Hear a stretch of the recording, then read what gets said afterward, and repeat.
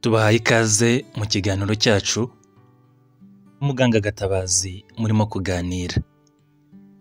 By'umwihariko uyu munsi turaganira ku mpamvu 10 zishobora gutuma umwana utwite apfira mu nda cyangwa se umwana akabura ubuzima ataravuka akiri mu nda. Iyi ni inkuru mbi umuganga ashobora kubyira umubyeyi ndetse ni inkuru bigorana kuyivuga. Ariko birashoboka ndetse ni ibintu bibaho cyane ko umubyeyi ashobora gupfusha umwana utaravuka, umwana akiri mu nda. Muri kino kiganiro by'umwihariko turanavuga kuri izo mpamvu zitandukanye, tuzisobanura turebera hamwe n'icyo umubyeyi yakora mu gihe yifuza ko yabyara umwana umeze neza ndetse no kugabanya ibyago byo kuba yabyara umwana upfuye. Turanakubwira ngo ni ryari bavuga ko umwana yapfiriye mu nda, inda ifite ibyumweru bingahe, cyangwa se ni ryari bavuga ko inda yavuyemo atari uko umwana yapfiriye mu nda. Ishami ry'umuryango w'abibumbye ryita ku buzima rya OMS rivuga ko byibuze umugore umwe mu bagore 160 ashobora gupfusha umwana ataravuka. Ndetse nanone ni ikibazo gikunda kugaragara cyane mu bihugu bitaratera imbere biri mu nzira y'amajyambere. Bavuga ko rero umwana yapfuye ataravuka mu gihe arengeje ibyumweru 20 by'inda byo gutwita. Ni ukuvuga hejuru y'ibyo byumweru 20 nibwo bashobora kuvuga ko umwana yapfiriye mu nda. Iyo ibyo byumweru bitaragera, buryo umwana inda iba yavuyemo, ntabwo avuga ko umwana yapfiriye mu nda. Hari impamvu zitandukanye rero zishobora gutuma umubyeyi abura umwana, cyangwa se impamvu zishobora gutuma umwana apfira mu nda, arizo tugiye kurebera hamwe muri kino kiganiro. Impamvu ya mbere ishobora gutuma umwana apfira mu nda ataravuka ni ukuba ingobyi imugaburira itari kumuha ibihagije, cyangwa se itari kumugaburira neza bitewe n'impamvu zitandukanye. Bibaho ko placenta cyangwa se ya ngobyi y'umwana itari kumugaburira neza ngo imubashe kumugezaho umwuka mwiza wa oxygene ndetse n'intungamubiri. Buryo umwana abona ibimutunga binyuze muri placenta, aho imugaburira ikamuha umwuka mwiza wa oxygene ndetse n'intungamubiri biturutse kuri nyina. Bijya bibaho ko agira ikibazo cyitwa placenta insufficiency, cyangwa se placenta itari kugabura neza ngo umwuka mwiza ugere ku mwana ndetse n'ibimutunga, umwana akagira ibibazo byo kubura umwuka uhagije ndetse n'intungamubiri zihagije kuri we. Ibyo ni ibibazo ahanini bishobora guterwa n'uburwayi nyina cyangwa se umubyeyi ashobora kuba afite, harimo nk'indwara yitwa preeclampsia, aho umubyeyi afite hypertension cyangwa se umuvuduko w'amaraso ukabije ariko watewe no gutwita. Nanone buryo umubyeyi ufite indwara ya hypertension ari uburwayi asanzwe afite, nawe ashobora guhura na kino kibazo, cyangwa se ababyeyi bafite uburwayi bwa diabete nabo bashobora kugira bino bibazo bya placenta insufficiency, aho placenta cyangwa se ingobyi y'umwana iba itarimo kumugaburira neza ngo abone ibimutunga, ndavuga umwuka mwiza wa oxygene ndetse n'intungamubiri zo kugaburira umubiri we. Byose bituruka kuri nyina, ntabwo biba bimugeraho neza, ku buryo umwana ashobora gusa naho yishwe n'inzara ndetse akicwa no kubura umwuka mwiza wa oxygene, akaba ashobora gupfira mu nda, ukazisanga nyine umwana yaraboreye mu nda utari ubizi. Impamvu ya kabiri rero ishobora gutera kuba umwana yapfira mu nda ni impamvu yo kuba umubyeyi asanzwe afite uburwayi bwa hypertension cyangwa se indwara ya preeclampsia. Izi ndwara twari tumaze kuzivugaho. Hypertension ni indwara y'umuvuduko w'amaraso ukabije. Birashoboka ko n'umubyeyi nyine yashobora gutwita yari asanzwe afite uwo muvuduko w'amaraso ukabije. Nanone hari igihe umugore amara gutwita akagira umuvuduko w'amaraso ukabije, icyo gihe ntabwo biba byitwa hypertension gusa, ahubwo byitwa preeclampsia. Preeclampsia rero ni uburwayi burangwa no kuba umubyeyi afite umuvuduko w'amaraso ukabije, ariko hari n'ibindi bipimo bigenderwaho nko kubona mu musarani mu nkari ze harimo albumin, cyangwa se no kuba nanone yarabyimbye nk'ibirenge, ndetse n'ibindi bimenyetso byose bishobora kugenderwaho bakemeza ko afite preeclampsia. Ubu ni uburwayi rero bushobora kwangiza nk'impyiko, umwijima we ndetse n'ubwonko iyo butavuwe neza ku mubyeyi. Ndetse umubyeyi burya yatavuwe n'uburwayi bwa preeclampsia buragenda bukikomplika ku buryo ashobora no kujya muri koma cyangwa se agahura n'ibindi bibazo birimo nka organ failure cyangwa se kuba ingingo ze zimwe na zimwe zishobora kunanirwa gukora.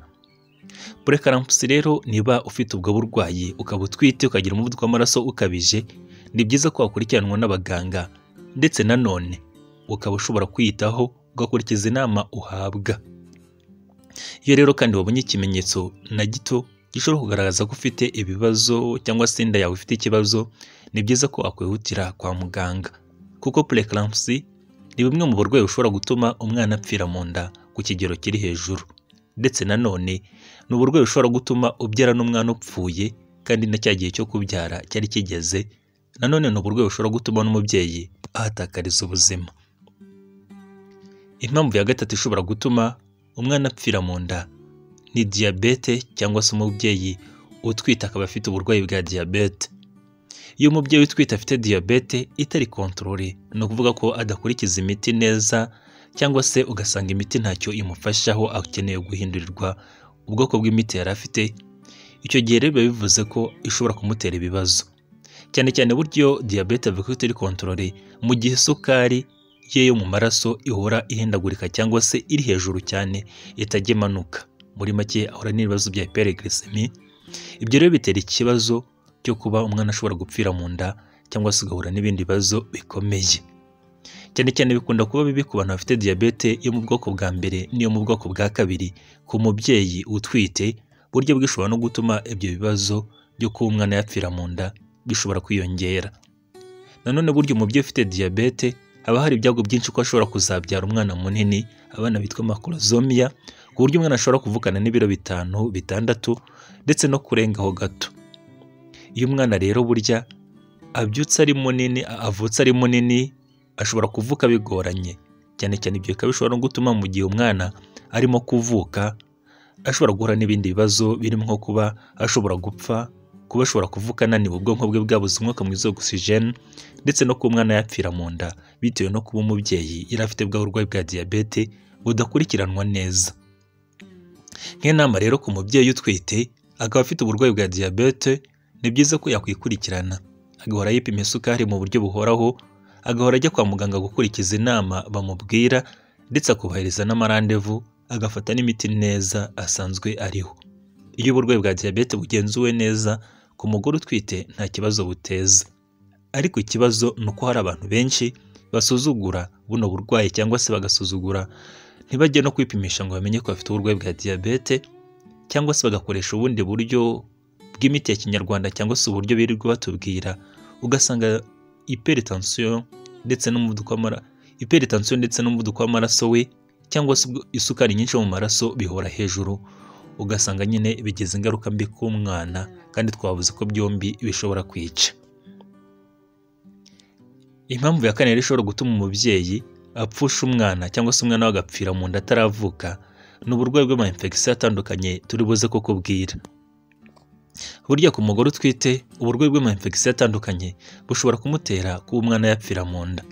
Uburwayi bushobora gufata muri bino bice bigaburira umwana, ndavuga placenta, nyababyeyi, ariya mazi umwana aba yogamo yitwa amniotic fluid, ndetse n'uburwayi bushobora gufata ahandi hegereye umwana bushobora gutuma umwana apfira mu nda.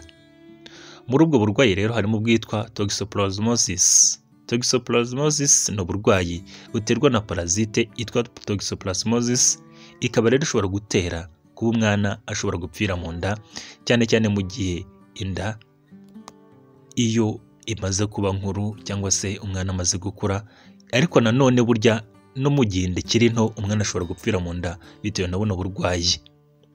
Uburwayi bwa kabiri ni ubwitwa listeriosis, ni uburwayi bushobora guterwa na bagiteri, nabwo bushobora gutuma umwana ashobora gupfira mu nda.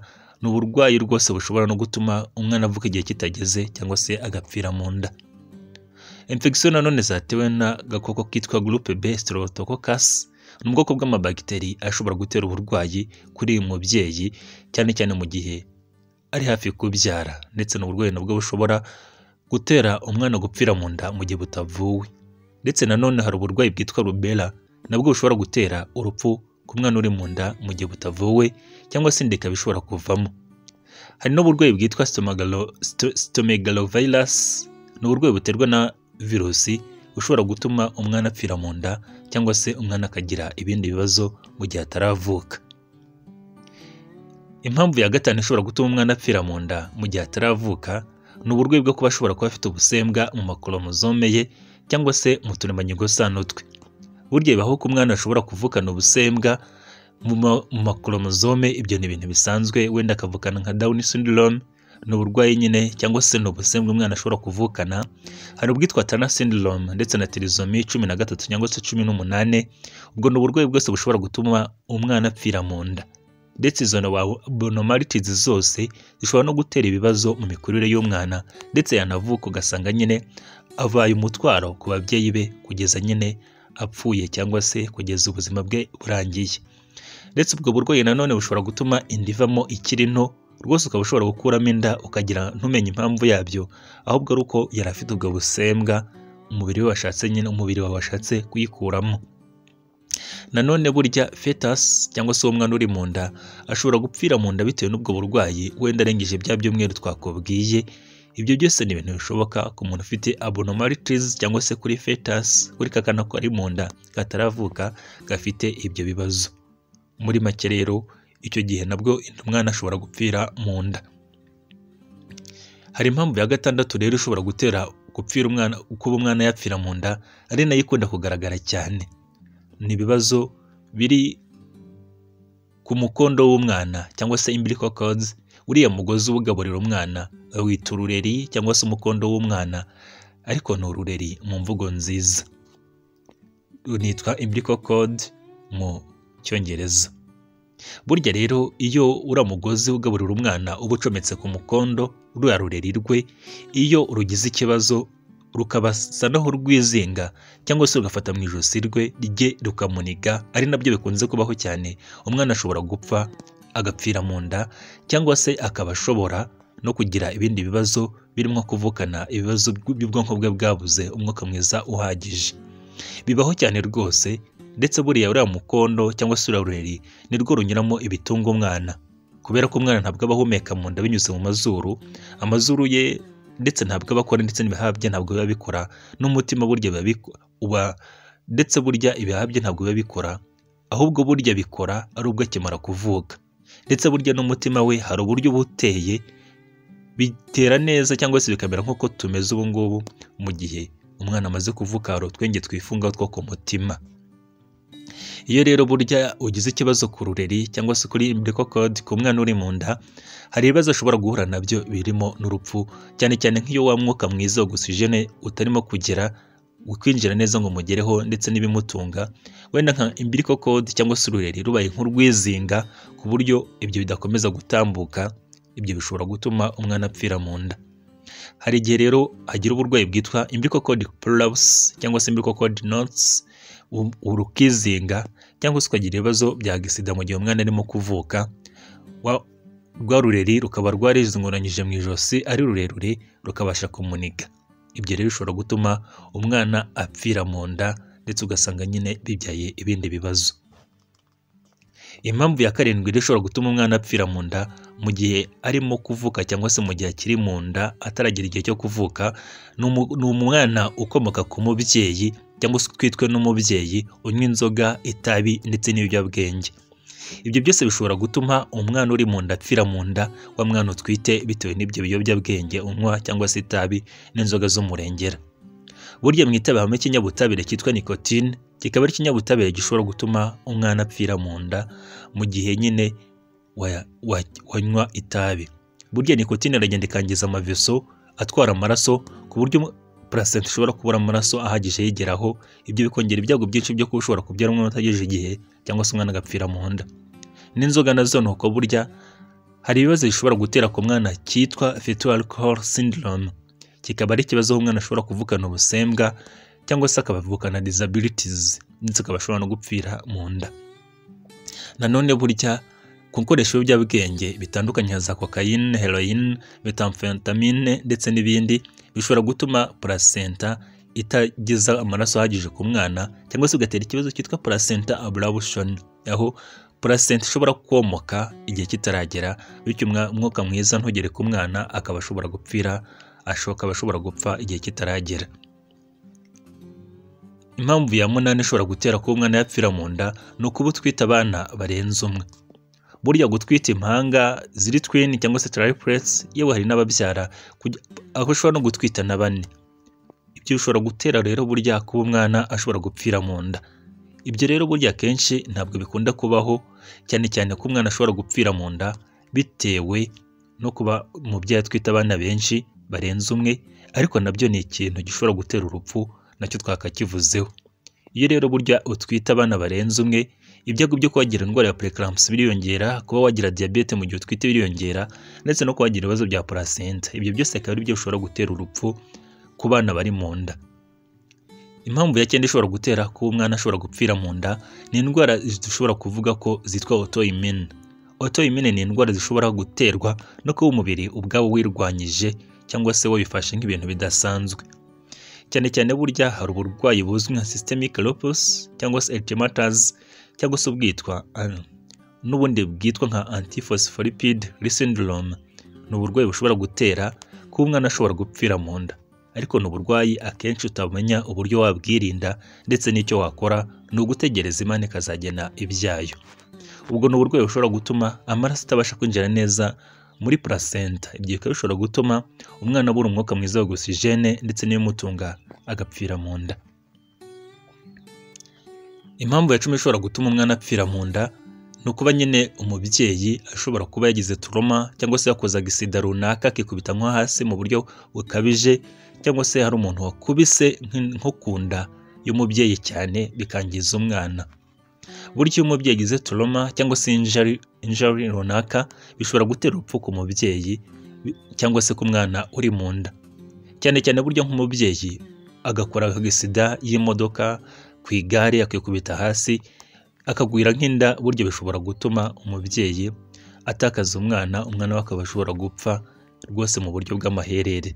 Burya umubyeyi utwite, cyane cyane umubyeyi utwite inda nkuru, aba akwiye kwigengesera akirinda ibintu byose bishobora kumukoresha agisida, kuko bishobora gutuma atakaza umwana we cyangwa se umwana we apfa.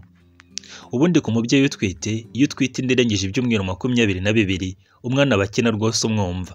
Byibuze uba ukwiye kugenzura neza ugahora wumva ko umwana arimo gukina, ukubahiriza gahunda zose zo kwa muganga kugira ngo ukurikiranwe neza, habone ikibazo gihari, niboneka ikibazo bagikufashe hakiri kare. Nanone iyo wumvise hashize iminsi 2 umwana adakina, uzihutire kwa muganga barebe impamvu yabyo. Kujya kwa muganga ntacyo bigutwaye. Nubona nanone hari indi bimenyetso urimo kubona, nko kubona ibintu bidasanzwe biva mu gitsina, kubona amaraso, kubona ibintu bimeze nk'amashyira ndetse n'ibindi, nabwo uzihutire kwa muganga. Nunaribwa cyane mu kiziba cy'inda mu buryo bukabije, ni byiza kwihutira kwa muganga. Ibyo byose ni ibimenyetso bishobora gutanga bikaza ari impuruza bigaragaza ko umwana afite ikibazo cyangwa se yapfiriye mu nda. Muri rusange rero ku mubyeyi, kugabanya ibyago byo kuba umwana ashobora gupfira mu nda ni uko buryo wubahiriza gahunda zose z'abaganga, ukiyitaho nk'umubyeyi utwite, ndetse nanone ukitaho mu mirire, mu mibereho, ndetse no kugabanya kwivuna cyangwa se kuvuna umubiri, ukubahiriza gahunda zo kwa muganga. Ibyo byose bigabanya ibyago byo kuba umwana ashobora gupfira mu nda. Ufite ikibazo cyangwa se igitekerezo wifuza kubaza cyangwa se gusobanuza, wabyandika hagenewe kujya comment, ari nabwo bwa mbere ugeze ku channel, wakora subscribe.